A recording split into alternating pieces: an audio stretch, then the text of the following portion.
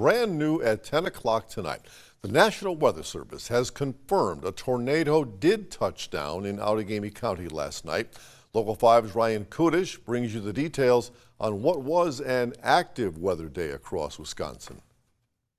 Residents of northeast Wisconsin woke up to tipped-over trees, downed power lines, and roofs ripped off homes and apartments. A strong low-pressure system for the middle of May transported warm air, moisture, energy, and wind shear aloft for a trailing cold front to spark strong and severe storms across much of the state. Northeast Wisconsin was issued 20 total warnings, 9 of which being tornado warnings and 11 severe thunderstorm warnings. These were the first tornado warnings issued for our area in 707 days, stretching all the way back to June 15, 2022. No area in northeast Wisconsin had it worse than Kaukauna.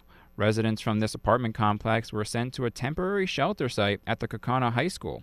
Trees came crashing down at Holy Cross Cemetery, and streets were littered with limbs and branches. Around 7 p.m. on Wednesday afternoon, the Weather Service confirmed this damage was caused by an EF-1 tornado with winds near 95 miles per hour.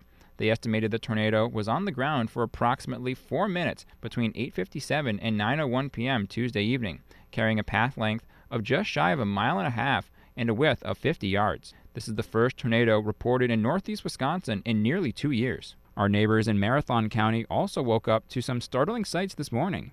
Roy Eckberg from the Weather Service office in Green Bay explains what the survey team discovered out in central Wisconsin. We found at least EF-1 tornado in the Edgar area. There was quite extensive damage on both sides of Clark in Marathon County in the Unity area. Later Wednesday afternoon, the National Weather Service confirmed that the damage in the town of Unity was an EF-1 tornado with winds of 105 miles per hour. The tornado traveled over 4 miles and had a width of 65 yards. As for the Edgar tornado, winds reached 90 miles per hour and was on the ground for 3.5 miles with a maximum width of 60 yards. From Storm Team 5, I'm meteorologist Ryan Kudish.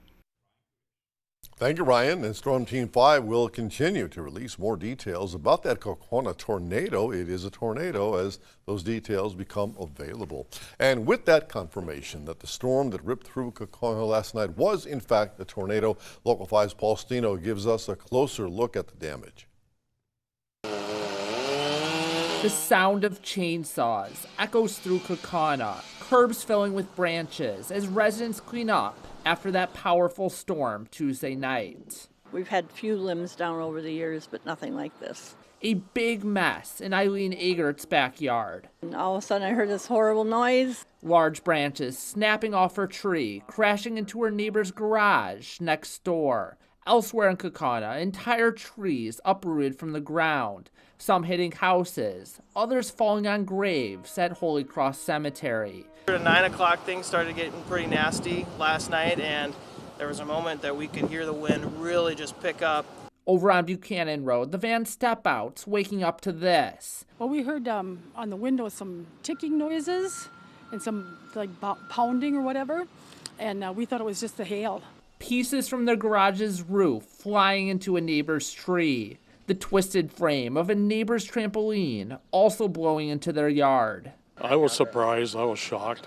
Kaukauna residents spending Wednesday surveying the damage and beginning the process of cleaning up. Agreeing the storm was bad, but saying they are thankful it was not worse. Seeing the damage that they had in Iowa, it's like, this is nothing compared to that. In Kaukauna, Paul Stino, Local 5 News. Thank you, Paul. And the National Weather Service says that wind speeds from last night's tornado in Kaukauna got up to 95 miles per hour. Now, Local 5 had a crew in Kaukauna last night when all that was going on. Lots of downed trees, as you saw, in the residential areas, and a lot of parts of town were without power. Local 5 Samantha Petters went back to Kaukauna today, speaking with residents about that experience. You never expect a storm of that caliber to come through your home. Residential areas throughout Kaukauna lost power from severe weather. I got home around 11 from work and saw that the damage was coming through. I was coming from that way and couldn't get down the road. The road was all blocked off with branches and trees. Walked up and saw all this. For Mark Perrins, he says it seemed like the storm lasted 15 seconds before it was done and all the branches were down. Tree in the back a big branch knocked out the power line, knocked it down onto our car.